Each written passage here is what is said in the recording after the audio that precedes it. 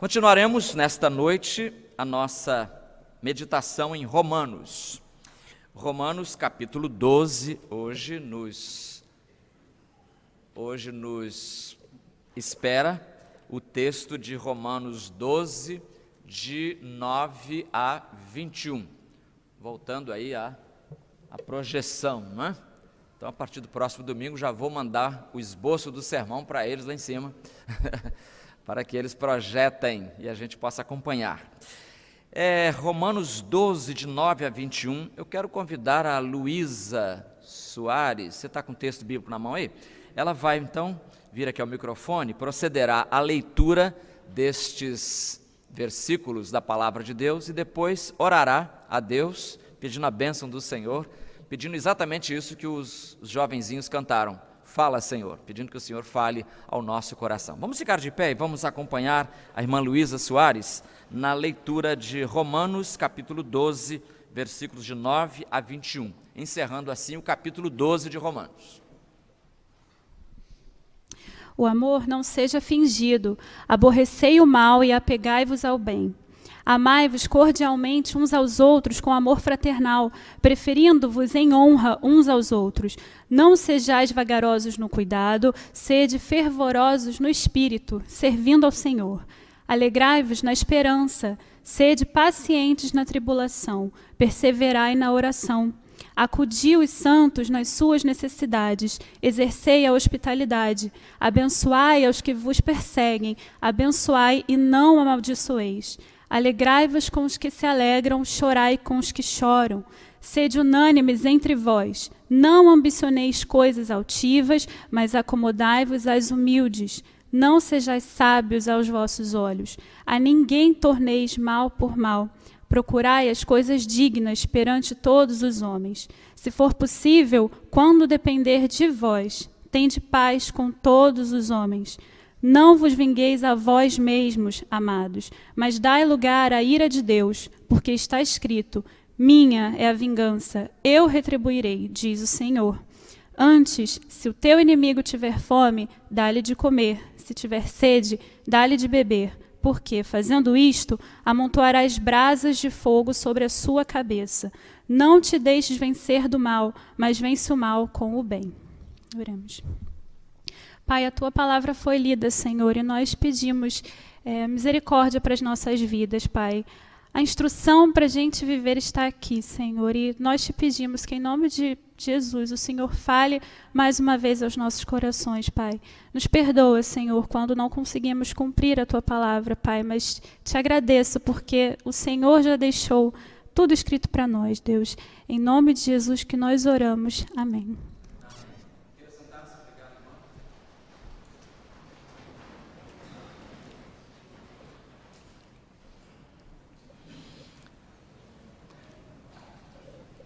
Há um desenho em quadrinhos em que um personagem que se chama Linus diz para a sua amiga que se chama Lucy ou Lucy, ele diz para ela assim: olha, quando eu crescer eu vou ser médico. Aí ela diz: você, médico? Ha, ha, ha. E dá uma risada e diz: você nunca vai poder ser médico. Sabe por quê? Porque você não ama a humanidade. Aí o personagem, o Linus, responde: eu amo a humanidade sim. O que eu não suporto são as pessoas. Meus irmãos, há uma grande diferença entre teoria e prática. Na verdade, o maior desafio a qualquer teoria é justamente a prática. Se uma teoria não for confirmada na prática, ela fica prejudicada. Amar a humanidade pode ser uma boa teoria, mas é preciso a prática de amar e suportar as pessoas. As pessoas com as quais convivemos, elas pertencem ao nosso universo, então a gente precisa aprender a fazer isso. É disso que trata o apóstolo Paulo aqui neste final de capítulo 12. Ele fala sobre o amor de Cristo, Ele manda a gente amar, e nós temos o exemplo em Cristo Jesus. Jesus é o exemplo maior de alguém que amou. Então nós temos o desafio de reproduzir em nossa vida a vida de Jesus e, portanto, o amor de Jesus também. E aqui nós temos várias, você notou aí, várias observações, várias recomendações, e a gente poderia passar um semestre, talvez, só nesta porção bíblica, pegando uma frase de cada vez. Mas como a gente não tem essa pretensão, a gente pode passar mais rápido, e nós vamos encontrar aqui traços típicos do amor de Deus, do amor de Cristo. E é esse amor que nós devemos pôr em prática. Por isso o tema desta noite é pondo em prática o amor de Cristo. E o amor de Cristo, em primeiro lugar, de acordo com esta porção bíblica de Paulo, é marcado pela sinceridade. Se há uma coisa que o amor de Cristo é sincero. E se nós devemos reproduzir o amor de Cristo, o amor também tem que ser sincero. E é isso que Paulo diz aqui logo no versículo 9. O amor seja sem fingimento. Sem fingimento. O original grego é sem hipocrisia. É a palavra hipocrisia com a negação. Sem hipocrisia. Nós, quando pensamos em hipocrisia, nós que frequentamos a escola dominical, que estudamos a Bíblia já há alguns anos, já até sabemos que hipocrisia é uma palavra muito usada na Bíblia, mas ela vem de um universo não bíblico. Vem do teatro grego, na verdade. Do teatro grego. E no teatro grego, o hipócrita era a palavra com a qual se designava um ator. O ator usava uma máscara, ele nunca colocava a cara dele na frente assim. Ele aparecia sempre no cenário, no palco, ele aparecia sempre de máscara, fazendo máscara de um velhinho, máscara de um adolescente, máscara de alguém muito mal. Então era sempre uma máscara. E com isso, o ator passou a ser chamado de hipócrita. Quer dizer, aquela pessoa, a primeira palavra era hipócrita. Então está ali um hipócrita. Pode ser que no início fosse até uma coisa boa, né? Assim como atuar é uma coisa boa, mas com o passar do tempo a palavra foi adquirindo essa conotação pejorativa. Hipocrisia. Então o hipócrita é um ator, é aquele que fala, mas o que ele fala não é do coração. Ele decorou aquilo para poder entregar para as pessoas. Ele memorizou aquilo para poder falar para o seu auditório. Então, é alguém que desempenha um papel, é alguém que representa um personagem. Ele memoriza o texto do seu script e comunica esse texto às pessoas. Mas do coração mesmo não está saindo nada. Então, é esse comportamento que deve ser evitado, diz o apóstolo Paulo. O amor seja sem hipocrisia, o amor seja sem fingimento, porque na verdade não há coisa pior do que o fingir amor, não é? Alguém que detesta, mas aparece como se fosse amor. Amor fingido é terrível. Acho que ninguém quer aqui receber nenhuma expressão de amor fingido. No versículo 9 ainda ele diz, aborrecei o mal, a tradução dela diz, a minha diz, odiai o mal. Quase raramente na Bíblia, quase nunca na Bíblia nós temos a ordem de aborrecer, de odiar alguma coisa. Não é um verbo muito forte, odiar. Mas aqui o apóstolo escreve, odiai, aí depende do objeto direto que vem agora. Odiar o quê? O mal. O mal deve ser odiado. O mal deve ser aborrecido. A gente deve olhar para o mal e não querer reproduzi-lo em nossas vidas. Na verdade, como diz o comentarista Barclay, o único seguro contra o pecado está em que este nos escandalize. A o melhor antídoto contra o pecado, a melhor maneira de você se distanciar do pecado é você se escandalizar com o pecado. E o pecado, o mal, aqui, aborrecer o mal, odiar o mal, ele pode ter formas as mais diversas. Ele pode se manifestar no formato da imoralidade, ele pode se manifestar no formato da injustiça, ele pode se manifestar no formato da indiferença, ele pode se manifestar de uma forma preconceituosa, por exemplo, a misoginia, que é odiar mulheres, que é desprezar as mulheres. Misoginia é um pecado, não é, que a gente tem ouvido muito falar hoje, ou seja, ou uma dependência química qualquer. O mal pode ter o formato que tiver, ele deve ser odiado. Ele deve ser odiado porque assim ele vai ser evitado.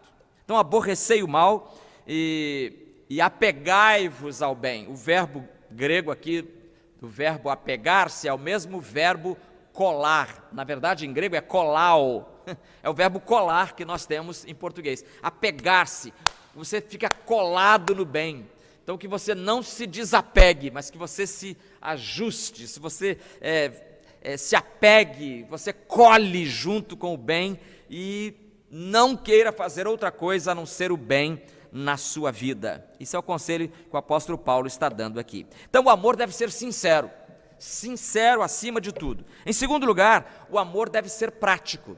A praticidade do amor está aqui, porque o amor não é só teoria.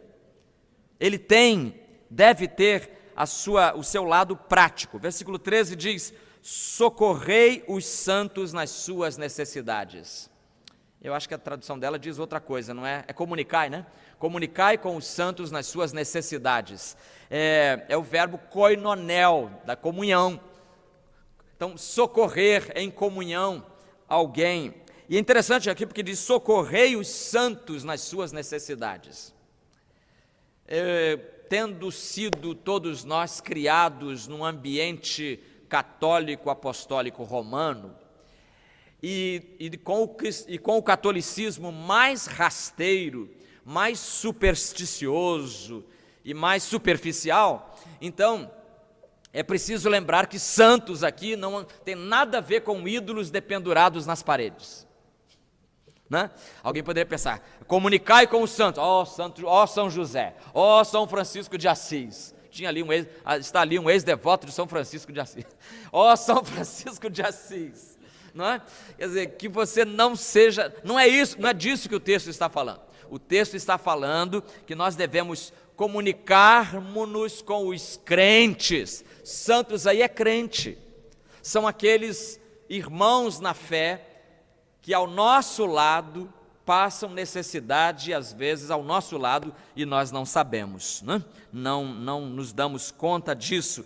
São os nossos irmãos com necessidades financeiras, às vezes, irmãos em necessidades alimentícias, precisando de comida realmente, irmãos precisando, eu estou falando de irmãos porque são os santos aqui, Paulo está dizendo: socorrei os santos, socorrei os crentes nas suas necessidades emocionais também, necessidades psicológicas, necessidades espirituais, enfim, seja qual for a necessidade do santo que está do seu lado, seja qual for a necessidade do crente que está do seu lado, Paulo diz que a gente deve socorrer, a gente deve ajudar, não é?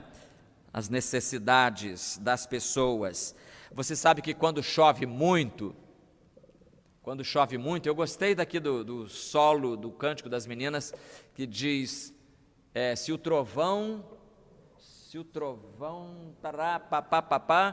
né, tu és o Senhor, sobre as águas és rei. Ou seja, que o Senhor também domina sobre as águas. Ele é o Senhor da chuvarada, Ele é o Senhor da tempestade, Ele cuida das nuvens, Ele sabe o que está fazendo. Então, muitas vezes com essa chuvarada, da qual Ele é Senhor, não esqueçamos isso, mas ainda assim nós temos vítimas.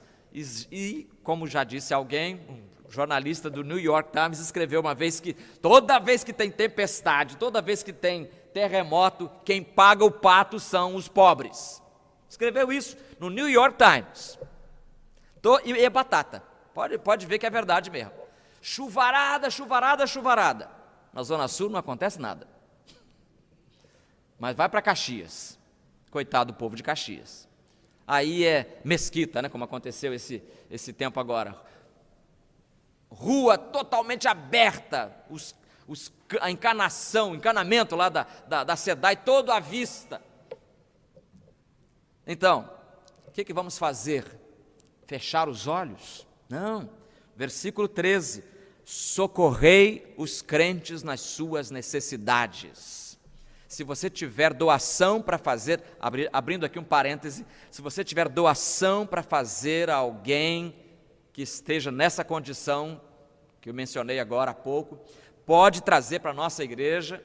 A Convenção Carioca alistou a nossa igreja como um dos pontos de recepção de víveres, alimentos, objetos, dinheiro até, se for o caso, que eu acho que até ajuda muito mais do que simplesmente uma garrafinha de água mineral. Dinheiro às vezes é muito mais necessário. Uma irmã da nossa igreja aqui perdeu os seus móveis. Então, se eu for dar uma garrafinha de água mineral para ela, vai ajudar, mas ela precisa agora dos móveis. Então a gente precisa ajudar financeiramente, porque aí depois ela vai poder comprar os móveis de que ela tanto vai precisar. Socorrei os santos nas suas necessidades. Versículo 14 diz: abençoai os que vos perseguem. Eita, Paulo, eita, Paulo, é difícil abençoar aqueles que nos perseguem. E que mais? Abençoai e não amaldiçoeis. Aí eu me lembro a história de um garotinho que fez uma travessura e o pai o disciplinou severamente. O pai o castigou com duras palavras e com duras decisões. Mas esse menino toda noite, antes de dormir, se ajoelhava na beira da sua cama e orava a Deus. E orava por toda a família, em voz alta. Um pai ou a mãe ali do lado. E nesse dia que o pai o castigou severamente, ele foi orar. Aí ele orou por toda a família, mas omitiu de propósito o pai. Menino malvado, né? Malvadinho já. Deixou o pai de fora da oração. Abençoa mamãe, abençoa meu irmão, abençoa. E quando acabou a oração, ele vira-se para o pai e tem a coragem de falar assim: o senhor notou que o senhor ficou de fora da oração? Notou que o senhor ficou de fora da oração? É contra isso que Paulo está escrevendo. Abençoai os que vos perseguem, abençoai e não amaldiçoeis. A gente tem que orar, meus irmãos, por todas as pessoas que nos sejam simpáticas, sim, mas também por aquelas que não nos trazem nenhuma alegria com a sua presença ao nosso lado. Temos que orar, abençoar os que nos perseguem, abençoar e não amaldiçoar. Versículo 15: alegrai-vos com os que se alegram e chorai com os que choram. Houve um pregador na história da igreja chamado João Crisóstomo, contemporâneo de Agostinho, viveu em 400 e pouco. E Crisóstomo, a palavra Crisóstomo quer dizer boca de ouro, porque a sua oratória era tão bela que ele foi apelidado então de João Boca de Ouro. E ele foi o primeiro na história da interpretação da Bíblia a dizer isso que eu já disse aqui algumas vezes e vou repetir agora, que é muito mais fácil a gente chorar com os que choram do que a gente se alegrar com os que se alegram.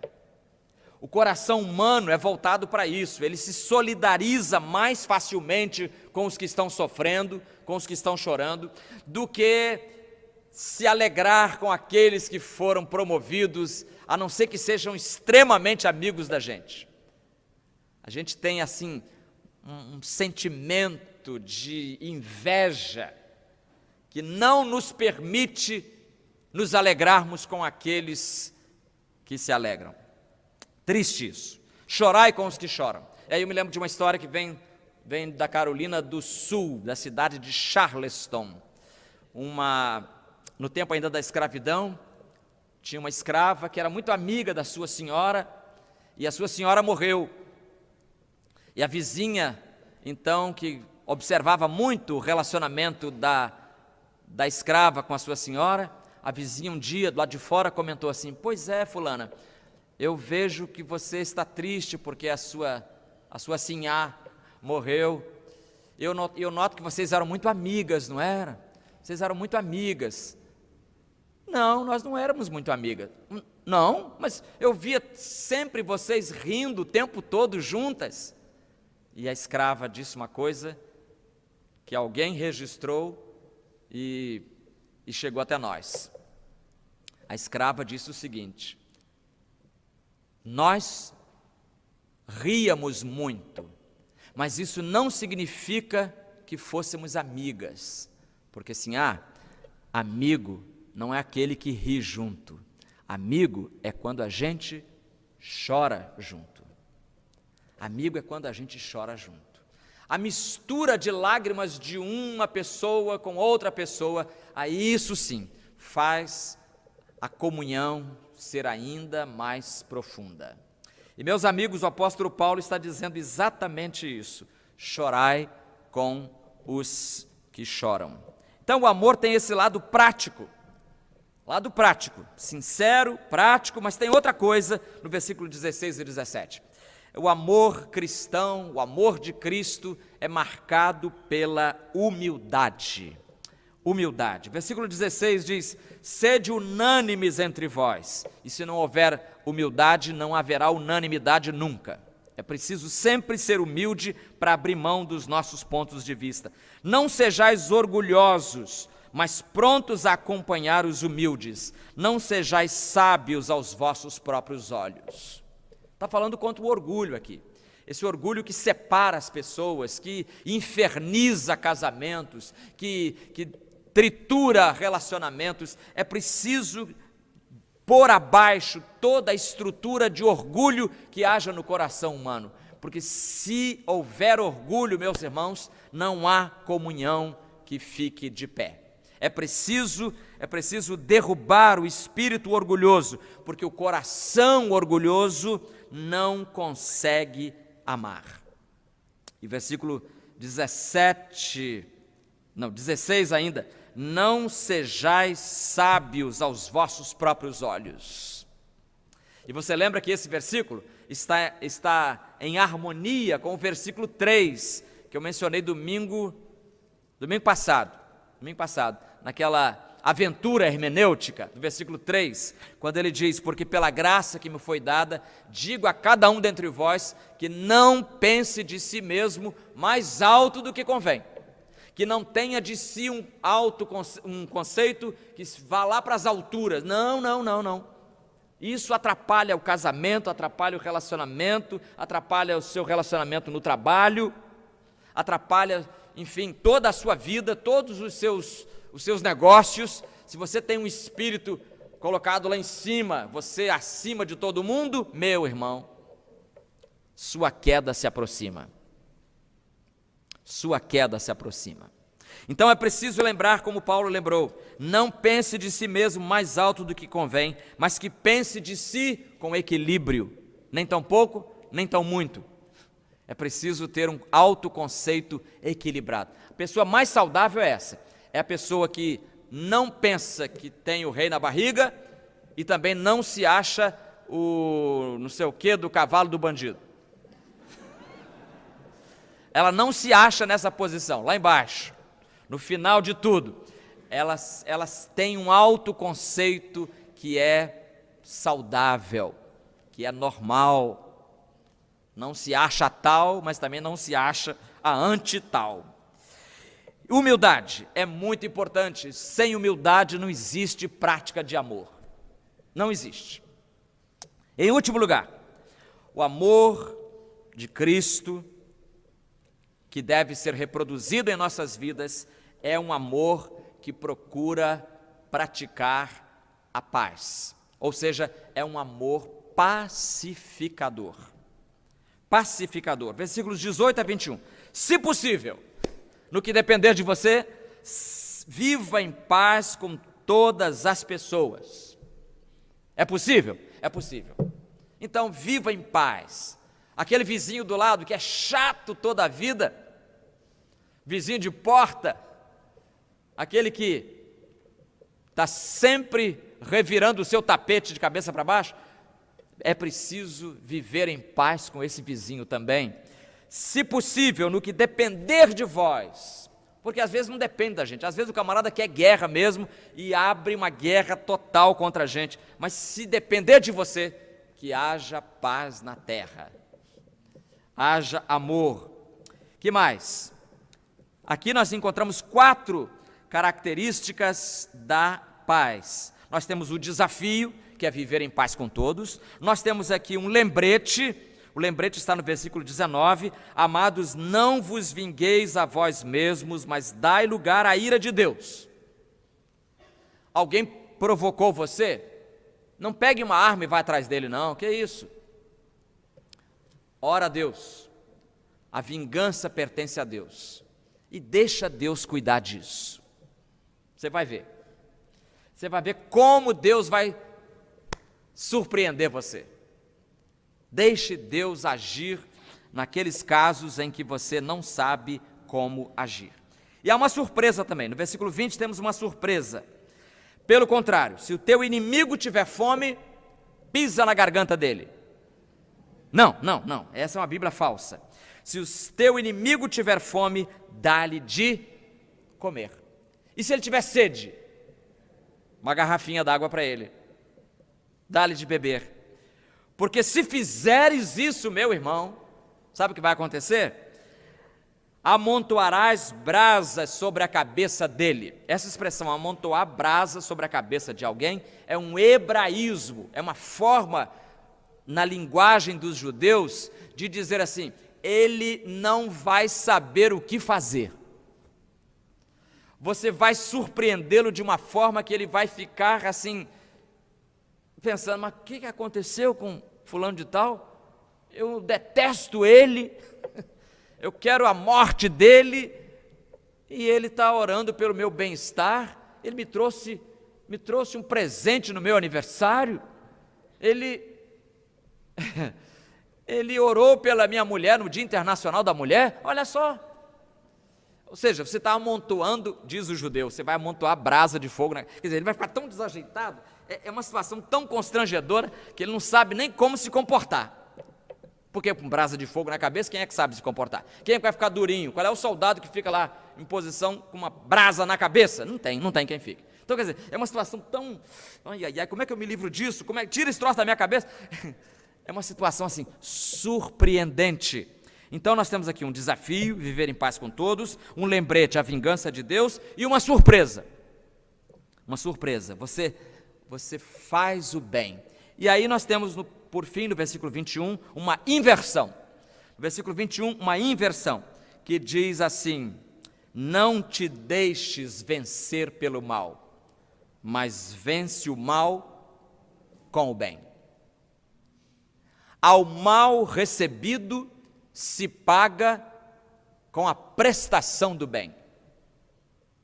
Irmãos, isso é o cristianismo de Cristo. Era assim que todo mundo devia viver. É assim que toda a igreja devia ser. É assim que todo crente deveria se comportar. É assim. Pergunto, estamos vivendo assim? Esse amor tem sido a bandeira principal da nossa existência? Se não é tempo ainda, é tempo de praticar o amor conforme a palavra de Deus. Senhor querido, nós te agradecemos o fato de que nos amaste primeiro. Por conta disso, somos desafiados a te amar também. E quando amarmos a tua pessoa, nosso desafio vai ser estender esse amor aos teus filhos. Portanto, Senhor, ajuda-nos a amar os nossos irmãos, que o amor fraternal seja semelhante ao amor divinal, o teu amor para conosco. É esse modelo que nós queremos reproduzir e para o qual pedimos a tua capacitação e a tua misericórdia. Em nome de Jesus.